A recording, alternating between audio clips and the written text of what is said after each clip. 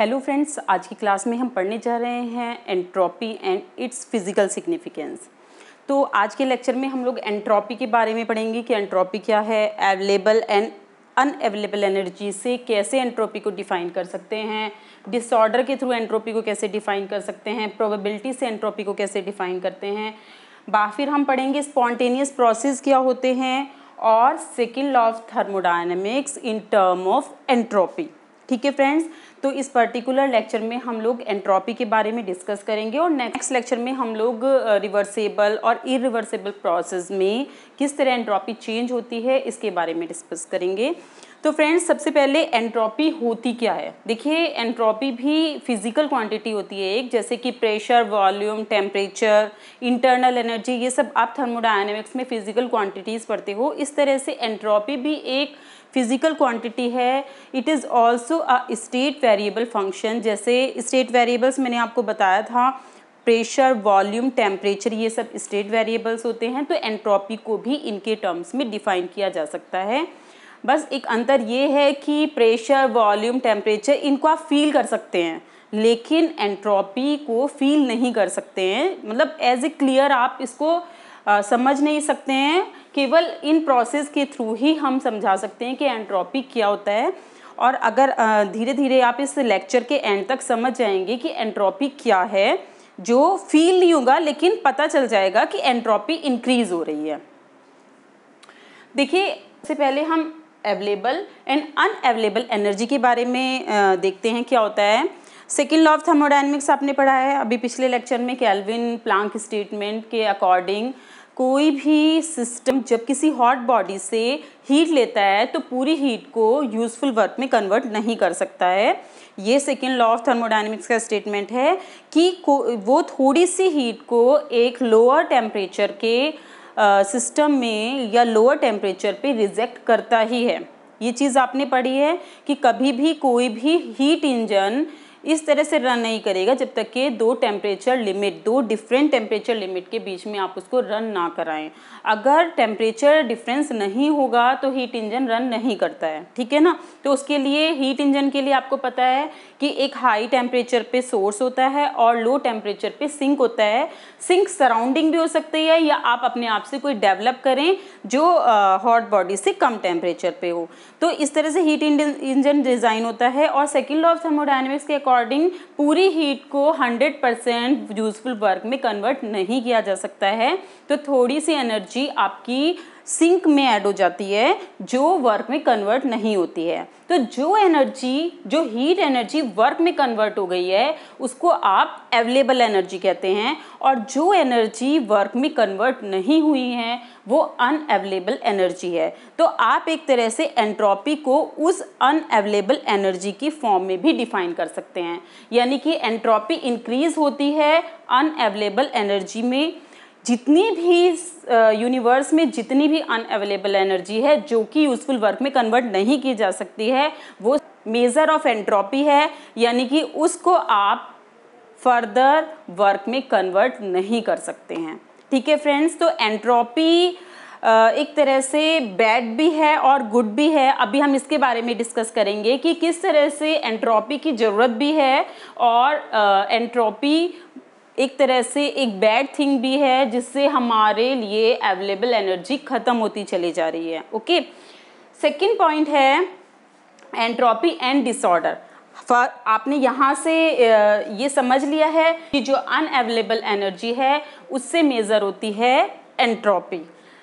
दूसरे तरीके से कैसे मेज़र करते हैं, जितना डिसऑर्डरनेस है। अब देखिए, कोई भी चीज़ हो, आप कोई भी स्पॉन्टेनियस प्रोसेस हो, स्पॉन्टेनियस प्रोसेस वो प्रोसेस होते हैं जो अपने आप होते हैं और यूनिडायरेक्शनल होते हैं। अपने आप कौन से प्रोसेस होते हैं, जैसे हीट हाई टेम्परेचर से लो टेम्परेचर की तरफ फ्लो होती है। आप कभी भी हीट को लो से हाई टेम्परेचर की तरफ फ्लो, मतलब स्पॉन्टेनियस प्रोसेस नहीं होगा, अपने आप फ्लो नहीं होगी। अगर आप किसी भी रेफ्रिजरेटर के थ्रू लो टेम्परेचर से हाई टेम्परेचर की तरफ फ्लो करा सकते हैं, जैसे क्लेसियस के स्टेटमेंट के अकॉर्डिंग कोल्ड बॉडी से हॉट बॉडी की तरफ हीट आप फ्लो तो करा सकते हैं लेकिन आपको एक्सटर्नल वर्क करना पड़ता है, ऐड करना पड़ता है। दैट मीन्स कि अपने आप ये प्रोसेस नहीं होता है। तो रिवर्स प्रोसेस पॉसिबल नहीं होते हैं स्पॉन्टेनियस प्रोसेस में। ये प्रोसेस अपने आप होने वाले होते हैं, उनको आप स्पॉन्टेनियस प्रोसेस बोलते हो, ओके, जो यूनिडायरेक्शनल हैं। जैसे आपने डाउनहिल वाटर को फ्लो कराया तो वाटर कभी भी ऊपर की तरफ तो फ्लो नहीं करता है। ऐसे ही आपने किसी भी चैम्बर से वैक्यूम में गैस को एक्सपेंड कर दिया तो वो वापस गैस नहीं आ सकती है जब तक आप उस पर एक्सटर्नल वर्क ना करें। हाँ, ये कंडीशन ज़रूर है कि आप एक्सटर्नल वर्क करके एक्स्ट्रा एफर्ट करके उसको रिवर्स प्रोसेस करा सकते हैं, अदरवाइज वो अपने आप उस रिवर्स प्रोसेस में नहीं आता है। अब बात कर रहे थे हम डिसऑर्डर की, तो मोस्टली जितने भी स्पॉन्टेनियस प्रोसेस होते हैं वो डिसऑर्डरनेस की तरफ आते हैं। जैसे कोई भी सॉलिड होता है उसमें मॉलिक्यूल्स या एटम्स का अरेंजमेंट ऑर्डर में होता है, और जैसे ही वो लिक्विड में कन्वर्ट होता है तो क्या हो जाता है, मॉलिक्यूल्स डिसऑर्डर में हो जाते हैं। और लिक्विड से जब आप हीट इंक्रीज करके गैस में चेंज करते हो या वेपर में चेंज करते हो तब उस कंडीशन में भी और ज़्यादा डिसऑर्डरनेस होता है।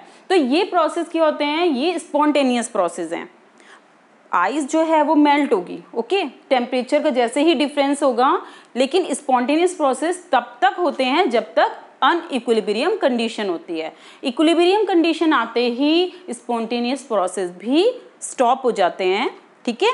तो जब तक कि अनइक्विलिब्रियम रहेगा, यानी आइस रखी है और टेम्परेचर एटमॉस्फेयर का डिफरेंट है एज कम्पेयर टू आइस, तो वो मेल्ट होना शुरू हो जाएगा, तो डिसऑर्डरनेस बढ़ना शुरू हो जाएगा। दैट मीन्स कि एंट्रोपी बढ़नी शुरू हो जाएगी, इंक्रीज होनी शुरू हो जाएगी। तो जब कोई बॉडी अगर हीट लेती है एटमॉस्फेयर से तो उसकी एंट्रोपी इंक्रीज होती है, ठीक है। और अगर किसी बॉडी में से हीट निकाली जाती है तो उसकी एंट्रोपी डिक्रीज होती है, ओके। तो लेकिन इसका मतलब ये नहीं है कि एंट्रोपी डिक्रीज होती है। Entropy, total change in entropy atmosphere plus system, इन दोनों का हमेशा पॉजिटिव ही रहता है, या तो ज़ीरो रहेगा फॉर द आइसोलेटेड सिस्टम, और अगर आइसोलेटेड सिस्टम नहीं है तब उस कंडीशन में ग्रेटर देन ज़ीरो का एंट्रोपी कभी भी निगेटिव नहीं होती है, ओके फ्रेंड्स। एंट्रोपी केवल सिस्टम की निगेटिव हो सकती है, लेकिन सिस्टम प्लस सराउंडिंग, क्योंकि अगर इसमें चेंज हो रहा है तो सराउंडिंग में भी चेंज हो रहा है, तो सिस्टम प्लस सराउंडिंग की जो एंट्रोपी होती है वो हमेशा पॉजिटिव होती है। यही रीज़न होता है कि हमारे एटमॉस्फेयर में अनअवेलेबल एनर्जी इंक्रीज होती जा रही है, यानी यूजफुल एनर्जी खत्म होती चली जा रही है, ओके। हम बात कर रहे हैं कि डिसऑर्डर से कैसे एंट्रोपी को डिफाइन किया जाता है। तो आपने ये देखा कि स्पॉन्टेनियस प्रोसेस होते रहते हैं, अनइक्विलिब्रियम कंडीशन जनरेट होती रहती है, और तो इस तरह से एंट्रोपी भी इंक्रीज होती रहती है, ओके। तो डिसऑर्डरनेस बढ़ने से एंट्रोपी भी इंक्रीज होती है। फिर हम प्रोबेबिलिटी से एंट्रोपी को कैसे रिलेट करें। देखिए, प्रोबेबिलिटी आपको पता है कि देखिए कोई भी इवेंट हो तो उसमें हम लेस प्रोबेबल स्टेट और मोस्ट प्रोबेबल स्टेट, ये आपने पढ़ा है प्रोबेबिलिटी में। तो नेचर किस चीज़ को फॉलो करती है, नेचर फॉलो करती है लेस प्रोबेबल स्टेट से मोस्ट प्रोबेबल स्टेट की तरफ, और मोस्ट प्रोबेबल स्टेट डिसऑर्डर की तरफ होता है। देखिए, इसको हम ऐसे एग्जांपल से समझ सकते हैं, जैसे आपने एक कॉइन को उछाला, ठीक है, उसका हेड आएगा या टेल आएगा। फिर आपने दो कॉइन को उछाला तो आपके पास ऐसा पॉसिबल कम होगा दो हेड आए या दो टेल आए, यानी कि ऑर्डरनेस कम होने के चांस ज़्यादा हैं और रेंडमनेस होने के चांस ज़्यादा है कि एक पे टेल आए और एक पे हेड आए। लेकिन इसमें भी आप अगर मान ले कि 1/4 चांस हेड आने के हैं, 1/4 चांस टेल आने के, और हाफ चांस हैं कि किस चीज़ के, कि एक पे हेड आए एक पे टेल आए। इसी तरीके से अगर आप 3 कॉइन लेते हैं तो मोस्ट प्रोबेबल स्टेट होती हैं कि 2 पे हेड आए एक पे टेल आए, 2 पे टेल आए एक पे हेड आए। इस तरह से रैंडमनेस इंक्रीज होती है, और ऑर्डरनेस कि तीनों पे हेड आ जाएं या तीनों पे टेल आ जाएं, इसकी प्रोबेबिलिटी कम होती चली जाती है। तो नेचर क्या होते हैं, मोस्ट प्रोबेबल स्टेट की तरफ ही ज़्यादा काम करती है। मोस्ट प्रोबेबल स्टेट क्या होती है, जो डिसऑर्डरनेस को क्रिएट करती है, ओके, ऑर्डरनेस खत्म होती चली जाती है। और डिसऑर्डरनेस की मेजरमेंट क्या होती है, एंट्रोपी होती है। तो इसीलिए जैसे प्रोबेबिलिटी क्या होती है, एंट्रोपी इंक्रीज होने की, ठीक है। मोस्ट प्रोबेबल स्टेट क्या हुआ, डिसऑर्डरनेस इंक्रीज होना और एंट्रोपी का इंक्रीज होना। तो आपने देखा कि जो नेचर होती है वो लेस प्रोबेबल स्टेट से मोस्ट प्रोबेबल स्टेट की तरफ जाती है, दैट मीन्स कि डिसऑर्डर की तरफ इंक्रीज होती है, और इसका मतलब ये हुआ कि एंट्रोपी यूनिवर्स में इंक्रीज होती है, या नेचर में एंट्रोपी की टेंडेंसी होती है कि वो इंक्रीज ही होगी, क्योंकि जितने भी स्पॉन्टेनियस प्रोसेस होगी तो उसमें डिसऑर्डरनेस बढ़ेगा ही, उसमें मोस्ट प्रोबेबल स्टेट की तरफ नेचर फॉलो करेगी ही और एंट्रोपी इंक्रीज होगी ही। ओके, तो हमारे जो यूनिवर्स में है वो उसमें अवेलेबल एनर्जी कम होती चली जा रही है और अनअवेलेबल एनर्जी इंक्रीज हो रही है, दैट मीन्स कि एंट्रोपी इंक्रीज हो रही है। ओके, तो आई होप आपको ये सारे पॉइंट समझ में आ गए हो कि एंट्रोपी एक फिजिकल क्वांटिटी है, it is a function of state variable, it can not feel like pressure, temperature and volume, but it can be defined through unavailable energy.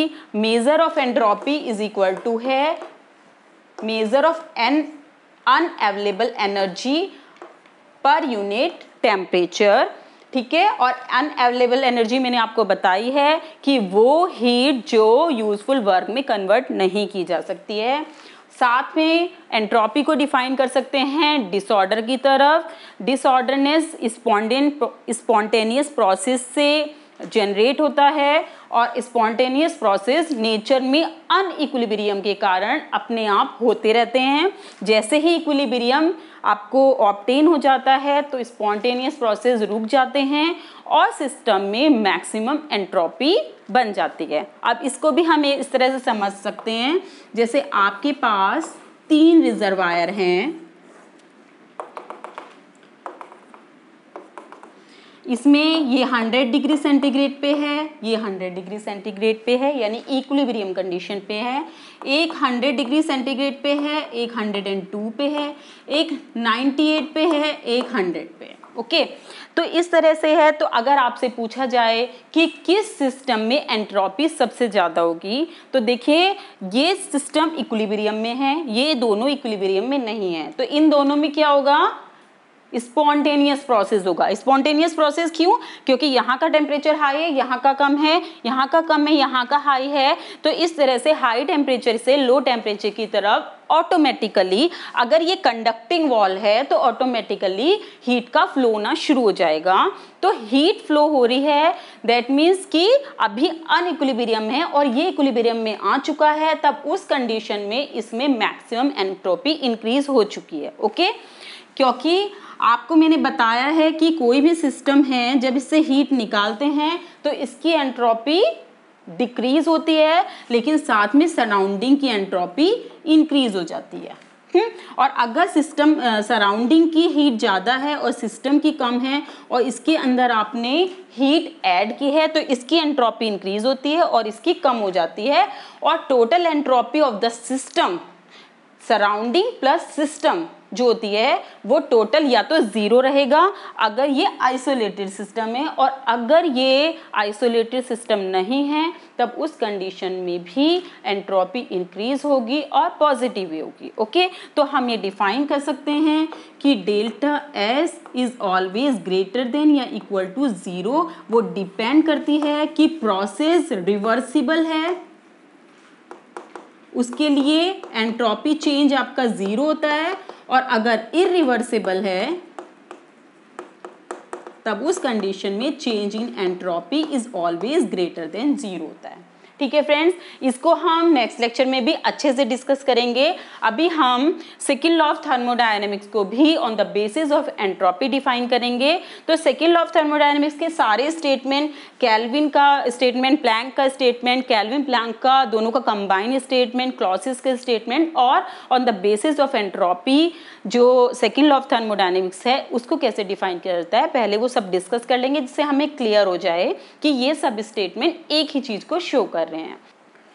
तो सेकेंड लॉ ऑफ थर्मोडायनेमिक्स का जो kelvin का statement है उसके according जो heat engine होता है कभी भी सिंगल रिजर्वायर के ऊपर डिपेंडेंट नहीं हो सकता है, कि यानी कि अगर आपके पास सोर्स है और आपके पास वर्किंग सब्सटेंस है और आप एक हीट इंजन को क्रिएट कर सकें, ठीक है। और प्लैंक ने बोला था कि ऐसा कोई भी हीट इंजन आप डेवलप नहीं कर सकते हैं, रिवर्सिबल हीट इंजन की बात हो रही है, इस तरह का कोई भी रिवर्सिबल हीट इंजन आप कंस्ट्रक्ट नहीं कर सकते हैं जिसमें सराउंडिंग के ऊपर कोई इफेक्ट ना हो आफ्टर वर्किंग, ओके। तो इस तरह से दोनों का जो कंबाइंड स्टेटमेंट है कि हीट इंजन, एक रिवर्सिबल हीट इंजन दो टेम्परेचर, डिफरेंट टेम्परेचर लिमिट के बीच में ही काम करेगा, यानी एक टेम्परेचर लिमिट हाई है और एक लो है, तभी हीट इंजन वर्क कर सकता है। उसमें आपका जो लो टेम्परेचर का रिजर्वायर है वो सराउंडिंग भी हो सकता है और जो सोर्स है वो हायर टेम्परेचर पे रहेगा सराउंडिंग से, ठीक है। तो इस तरह से केल्विन प्लैंक दोनों का स्टेटमेंट है सेकेंड लॉ ऑफ थर्मोडायनेमिक्स के लिए और रिवर्सिबल हीट इंजन के लिए है। रिवर्सिबल हीट इंजन की ये प्रॉपर्टी भी है कि working substance after working a cycle returns to its initial position, जिस पोजीशन से वो स्टार्ट हुआ था वापस उसी पोजीशन में आ जाता है। फिर क्लॉसियस का statement second law of thermodynamics के लिए है रेफ्रिजरेटर का लॉ, जिसके अकॉर्डिंग कभी भी जो हीट है वो कोल्ड बॉडी से हॉट बॉडी की तरफ अपने आप फ्लो नहीं करती हैं, यानी कि ये एक स्पॉन्टेनियस प्रोसेस नहीं होता है। इसमें आपको हमेशा एक वर्क ऐड कर रेफ्रिजरेटर पे, जिसके थ्रू हीट कोल्ड बॉडी से हॉट बॉडी की तरफ ऐड होती है। तो ये सेकेंड लॉ ऑफ थर्मोडायनेमिक्स है। On the base of entropy second law of thermodynamics है कि नेचर की टेंडेंसी होती है कि वो लेस प्रोबेबल स्टेट से मोस्ट प्रोबेबल स्टेट की तरफ प्रेफर करती है, और आपको पता है कि मोस्ट प्रोबेबल स्टेट में डिसऑर्डरनेस बढ़ता है और डिसऑर्डरनेस बढ़ने का मतलब है कि एंट्रोपी इंक्रीज होती है, ठीक है ना।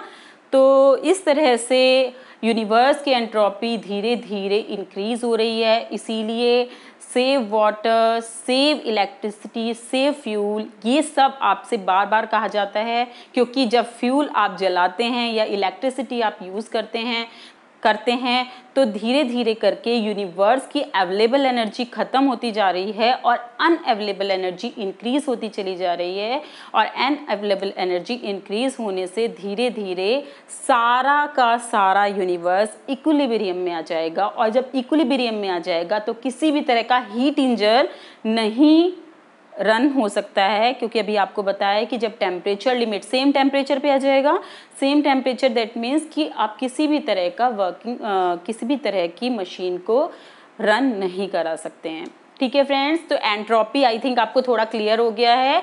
तो नेक्स्ट लेक्चर में हम एंट्रोपी के बारे में थोड़ा और डिस्कस करेंगे, उसके मेन पॉइंट लेंगे। आप 2-3 लेक्चर बने हैं एंट्रोपी पे, इन सबको देखना है आपको, और बाद में आपको एंट्रोपी बिल्कुल क्लियर हो जाएगा कि एंट्रोपी क्या है। नेक्स्ट लेक्चर में फिर मिलते हैं। Thank you.